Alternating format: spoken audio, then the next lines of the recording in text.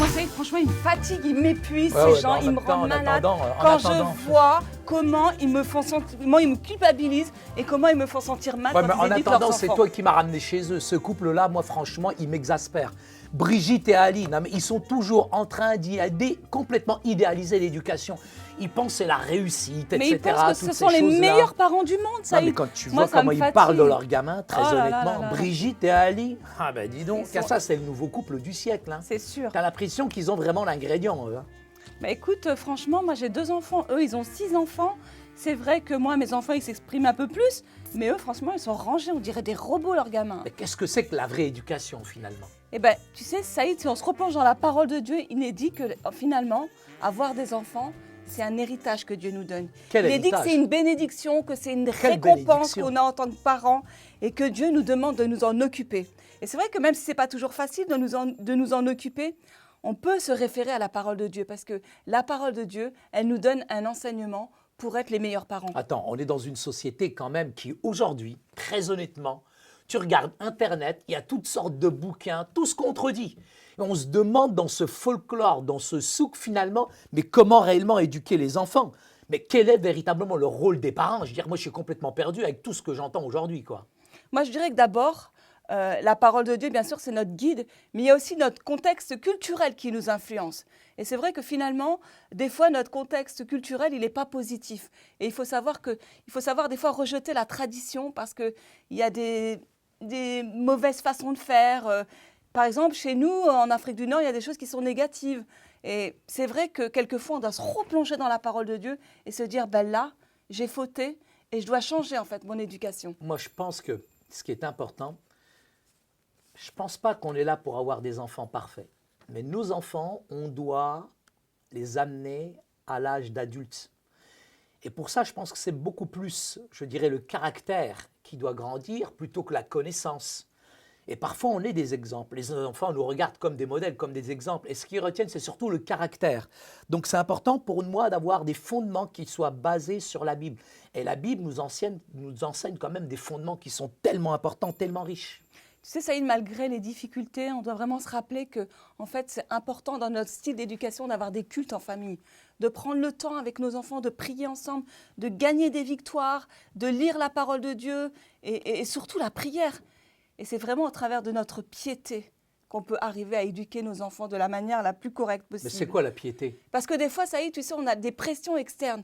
La piété, c'est prendre du temps avec ses enfants, c'est prier avec eux, Ah, d'accord. c'est lire la parole, c'est les conduire selon les principes bibliques.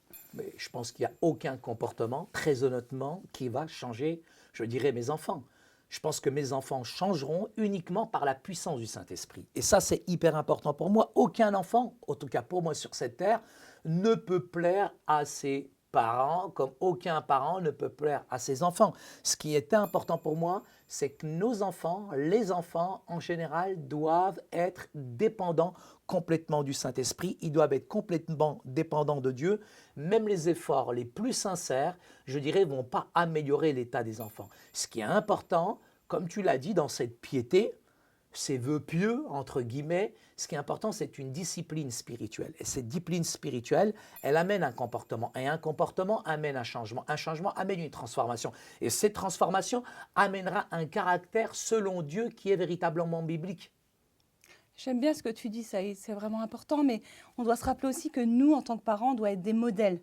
Parce que quelquefois, on attend beaucoup de nos enfants, mais nous-mêmes, on ne fait pas ce qu'on leur demande. Donc déjà, on doit déjà regarder à soi-même et se dire, mais quel exemple je laisse pour mes enfants? Comment je traite les autres? Comment je réagis dans telle ou telle situation? Et puis, se rappeler que nos enfants nous regardent. Et il faut être très attention. Moi, souvent, nos enfants, ils me disent, mais maman, tu nous dis de faire ça, mais toi, tu ne le fais même pas. Et ils n'ont pas tort. Ce qui est important, c'est l'obéissance et le respect aussi. Et là, le respect, je dirais, c'est la base essentielle, je dirais, dans une famille et surtout avec des enfants.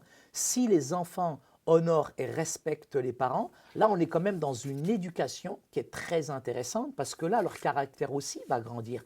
Parce qu'on oublie souvent que l'obéissance, c'est ce qui véritablement aide les enfants, je dirais, à maturité. Par exemple, on leur dit non. Donc il y a une frustration. Ils sont malgré eux obligés d'obéir. Mais dans cette obéissance, il y a la maturité spirituelle. Et cette semence qu'ils ne voient pas, finalement, commence à germer et va porter des fruits en eux. Moi, je pense que la ressemblance à Christ, c'est ça que nos enfants doivent voir. C'est très important que nos enfants, nous sommes le reflet du Christ, parfois nous sommes image imparfaite, mais le Christ, lui, est parfait. Donc c'est l'exemple à suivre et c'est l'exemple qu'il faut véritablement véhiculer dans une famille. Et ce qui est bien, c'est que même si on a fauté, on a la possibilité d'aller les voir et de leur en parler et même de leur demander pardon parfois. Finalement, ça y est, d'enseigner la piété, ça ne se fait pas par hasard. Pour être pieux, il faut que nous-mêmes, on puisse puiser nos ressources dans la parole de Dieu. On doit parler de Dieu, on doit utiliser la prière. Ça, c'est des réflexes qui doivent être naturels pour nous. Et aussi, Saïd, je dirais qu'en tant que parent, on doit dépendre de Dieu. Et on doit aussi avoir la patience. Parce que ça prend du temps parfois. Ça ne vient pas d'un coup comme un coup de baguette magique. C'est très important. Depuis tout à l'heure, on parle des parents, mais il faut aussi penser à toutes celles et ceux qui sont seuls, qui sont célibataires et qui n'ont pas, je dirais, d'enfants. Et toutes ces mamans aussi qui sont seules à élever des enfants. Et je pense que dans nos différentes communautés, on a vraiment besoin d'avoir des pères et des mères spirituels qui s'occupent de ces orphelins spirituels. Parce que Dieu nous appelle véritablement à lever une armée des hommes et des femmes qui vont véritablement se multiplier, des gens qui vont craindre Dieu, des gens qui vont aimer Dieu. Et pour ça, les femmes peut-être célibataires peuvent jouer aussi un rôle spirituel à l'égard de certains jeunes qui sont livrés finalement à eux-mêmes, de certains enfants qui sont livrés à eux-mêmes. Il ne faut pas croire parce qu'une maman est seule, je dirais, à élever des enfants, il y a quand même des parents, je dirais, âgés qui peuvent jouer le rôle spirituel à travers ces enfants. Dieu nous demande vraiment de refléter le caractère de Dieu dans notre propre vie et dans la vie des enfants. C'est important. Et je pense que ça, c'est une conclusion importante. En résumé, je dirais que lorsque nous pensons à l'éducation des enfants et aux différentes manières de les élever, n'oublions pas que le but n'est pas d'avoir des enfants parfaits, mais plutôt de refléter le caractère de Christ. Nous devons choisir de suivre les principes bibliques d'éducation plutôt que nos traditions aux habitudes culturelles lorsqu'elles sont en contradiction avec la parole de Dieu. Ceux qui n'ont jamais eu d'enfants ou ceux dont les enfants sont déjà grands et ont quitté le foyer peuvent exercer un rôle de parents dans la vie d'autres enfants par l'encadrement, l'enseignement et en apportant leur aide et leur soutien à leur famille.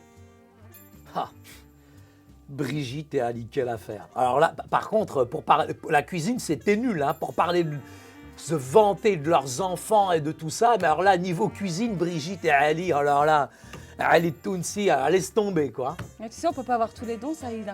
Tu sais, moi, ce que j'ai fait aujourd'hui? Quoi? Je t'ai préparé un super repas, un bon poulet aux olives avec du citron. Et j'ai mis les épices comme tu les aimes, Ah là Saïd. là là là, déjà j'ai faim. On y va? Allez, on y va.